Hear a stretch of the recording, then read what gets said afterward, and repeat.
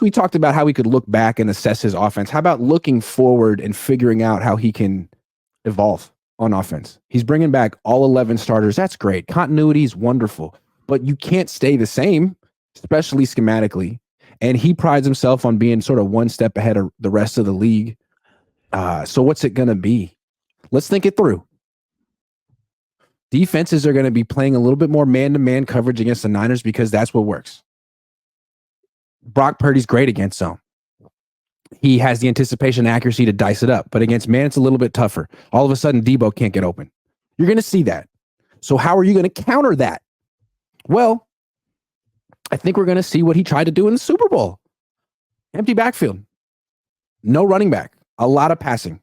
Because what the Niners used to do on offense was play action a lot. And play action relies on sort of getting all those zone defenders who are looking at the quarterback to bite. But if they're all chasing receivers, play action doesn't work as well. So I think you're going to see more of the stuff we saw in the Super Bowl. Problem with that is they couldn't pick up a blitz to save their lives from those formations. So Kyle has to work that out. He's got to figure out what was the problem and maybe let your quarterback call an audible.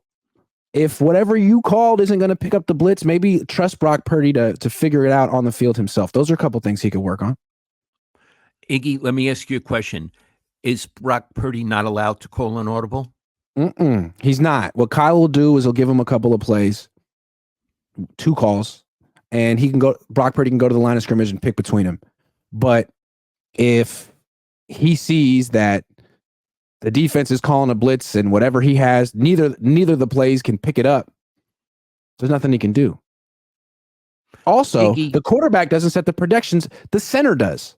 So Jake Brendel has to be the one pointing and telling people who to block who, and the quarterback is just standing there. So maybe Kyle must put a little bit more power in Brock's hands. Can you give me an example of an NFL quarterback, present or past, who could call audibles? Aaron Rodgers, Patrick Mahomes, Tom Brady, Peyton Manning called all of his own plays, Drew Brees, the best ones. The best ones. The ones you don't trust are the ones you give 2 plays to and say, don't mess it up. If we'll put a guy in motion, if it's zone, call this. If it's man, call like that kind of stuff. But Brock's supposed to be better than that. Right. He's supposed to be cerebral. Right. And quick thinking. Yeah. Right. Iggy, I love this. Thank you. I'm learning from this. I love it. Yeah. Yeah. Now, they have to have Iggy, a solution for that.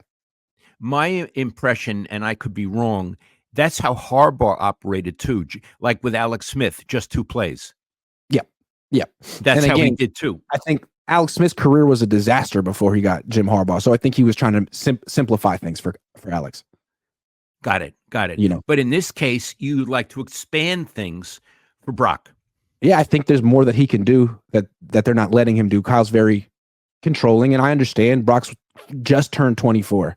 But that thing that happened in the Super Bowl, I understand why he went to the empty backfields. If they're going to play man-to-man coverage and put 8 in the box, those play action passes are long developing and slow, and they won't necessarily work. So spread them out and get one-on-one matchups and see who can really guard who one-on-one. Can you really guard McCaffrey one-on-one?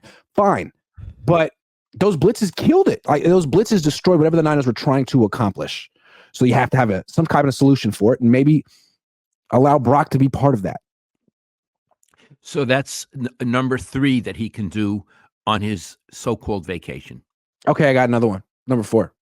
And this is, I guess it's too late, but he needs to work on his game management. Game management. When to kick a field goal, when to go for it on 4th down, when to punt, that kind of stuff. He's not particularly aggressive all I know is that 2 head coaches who won Super Bowls this offseason, Sean McVay, John Harbaugh, each hired like a game management assistant coach. It's kind of a new thing in the NFL. A guy whose role on the team is just sort of to help the coach decide when to go for 2, when to convert, when to use timeouts, stuff like that. McVay did it. John Harbaugh did it. These are champions. And they were like, that's a great idea. That could really help me. Kyle, you should do that. You're not good at managing games.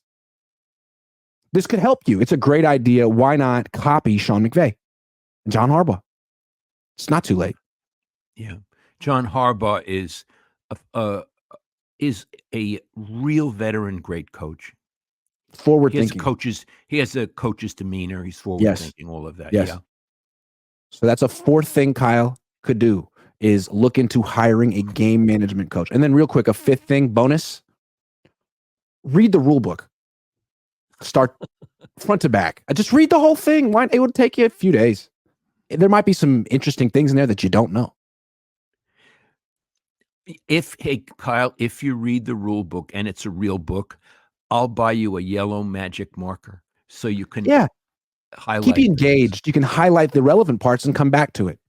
Yeah. Overtime playoff rules. Yellow, highlight. It'll help. Yeah, I like it. Boy, you're hot today, Iggy. I was ready to quit after 2. No, rule book, baby.